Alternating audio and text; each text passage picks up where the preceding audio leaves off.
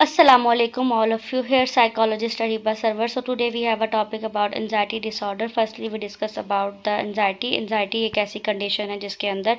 कोई भी person जो है वो stressful condition में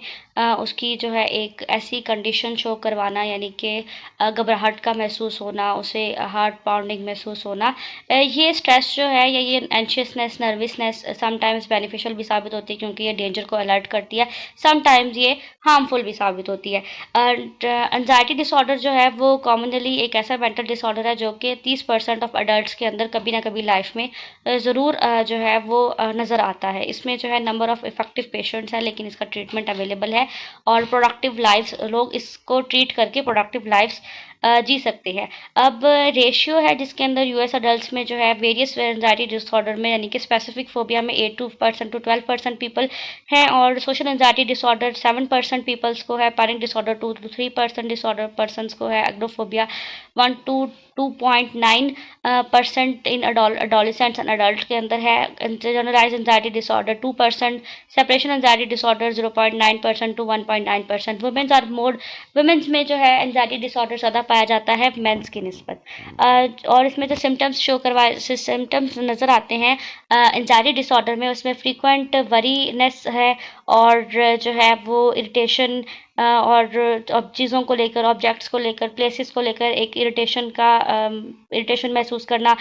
सोशल लाइफ से विड्रॉल कर लेना, हार्ट पाउंडिंग फील होना, फ्रस्ट्रेशन, फिक्सेशन प्रॉब्लम्स आना, पैनिक अटैक्स होना, और जो है रिकरेंट नाइटमेयर्स और sleep of problems, post traumatic stress disorder भी इसके अंदर जो है वो हो सकता है। एंजाइटी डिसऑर्डर जो है वो एक ऐसी सिचुएशन है जो कि ट्रिगर करती है वर्स्ट सिम्टम्स में, जिसके अंदर जो पर्सन है वो अपने स्कूल लाइफ, अपनी यूनिवर्सिटी लाइफ, कॉलेज लाइफ, अपने पर्सनल रिलेशनशिप्स, अपनी वर्क लाइफ के ऊपर अप्रोप्रिएट वे पर काम नहीं कर सकता। वो हर वक्त जो है वो एक फेयर ऑफ एंजाइटी के अंदर रहता है। इसमें जो है सेवरल डिसऑर्डर्स आते हैं जिसके अंदर स्पेसिफिक, जिसके अंदर जो है वो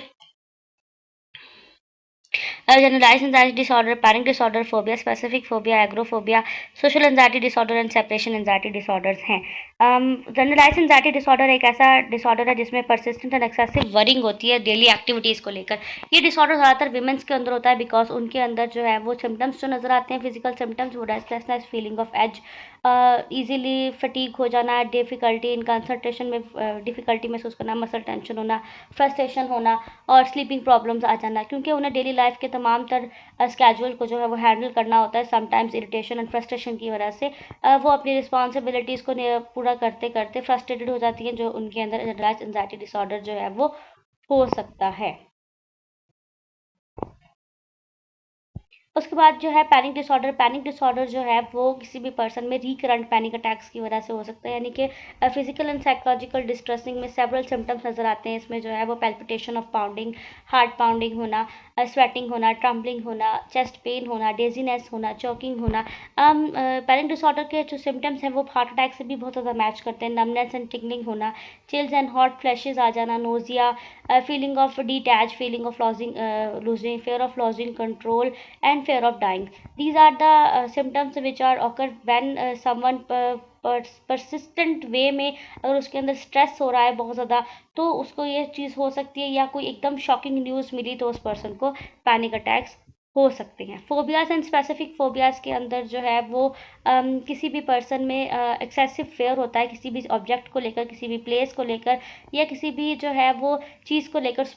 चीज़ों को लेकर किसी चीज़ का डर, फेयर आ जाना, परेशानी आ जाना, टेंशन आ जाना, पब्लिक स्पीकिंग में, fear of flying, fear of spider, these are the phobias.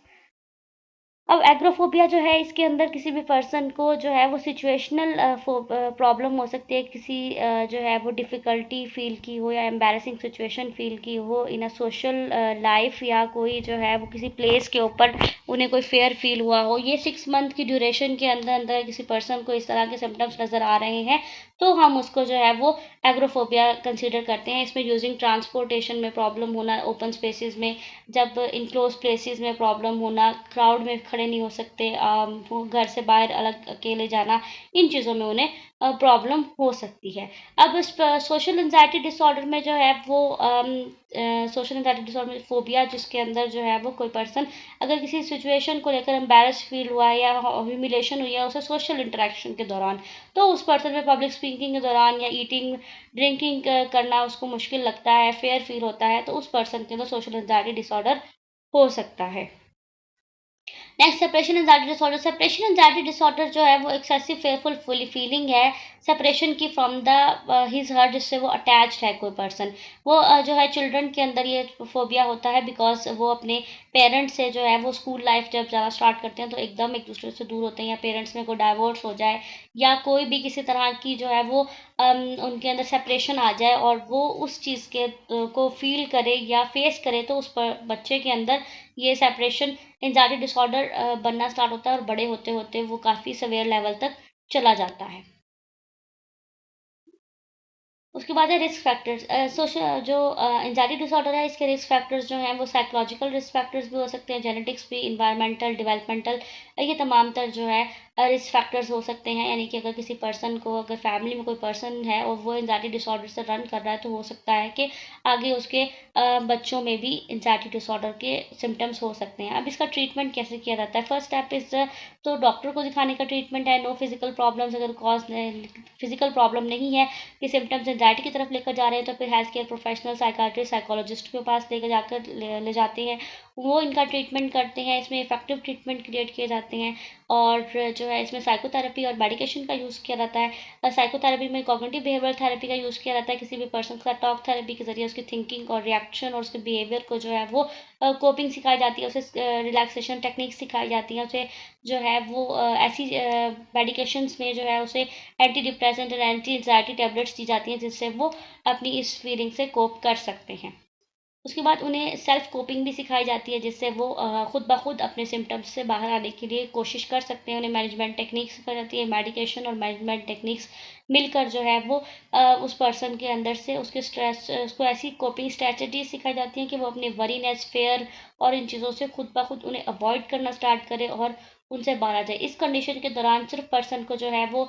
कुछ इंस्ट्रक्शंस दी जाती है कि वो कैफ़ीन का यूज़ ना करे, अल्कोहल का यूज़ ना करे और विदाउट डॉक्टर को चेक करवाए किसी भी मेडिकेशन का यूज़ ना करे। इस तरह की सिचुएशंस में किसी पर्सन को जो है वो स्ट्रैटेजी सिखाई जाती है। उसकी फैमिली एंड फ्रेंड्स के साथ भी कंसल्टेशन की जाती है ताकि उसके फैमिली एंड फ्रेंड्स भी उसकी हेल्प कर सकें एंजाइटी के फेयर से उसे बाहर लाने में। अगर सोशल इंटरेक्शन का फेयर है तो सोशल जगह पर उसके फ्रेंड्स उसे लेकर जाए और लोगों से इंटरेक्ट करवाएं ताकि उसके अंदर से वो फेयर बाहर आ सके। अगर कोई फोबिया है तो उस फोबिया से उसे जो है वो उसकी पूरी मैनेजमेंट सिखाई जाती है उसके फोबिया के ऊपर। उसे अगर एरोप्लेन फोबिया है तो पहले उसे उस बारे में तस्वीरें दिखाई जाती हैं, फिर उसको जो है उस जगह पर ले जाया जाता है और फिर उसको आहिस्ता आहिस्ता उस चीज़ की तमाम तर मैनेजमेंट सिखाई जाती है और उसको इस फेयर से बाहर निकालने के ऊपर वर्क किया जाता है ताकि वो अपनी एंजाइटी डिसऑर्डर से भी बाहर आ सके और एंजाइटी डिसऑर्डर के साथ होने वाले तमाम तर जो उसकी टाइप्स हैं उन फोबिया से भी और उन डिसऑर्डर से भी बाहर आ सके। इसके अंदर जो है वो डिफरेंट रिलेटेड कंडीशंस भी हो सकती हैं, post traumatic stress disorder, acute stress disorder, obsessive compulsive disorder, adjustment disorder, self mutism, ये भी कुछ इस तरह के डिसऑर्डर्स हैं। अगर किसी पर्सन को एंजाइटी डिसऑर्डर है तो उसको ये डिसऑर्डर हो सकते हैं, या अगर किसी पर्सन को इनमें से कोई डिसऑर्डर है तो उसको एंजाइटी डिसऑर्डर भी हो सकता है। Thank you so much.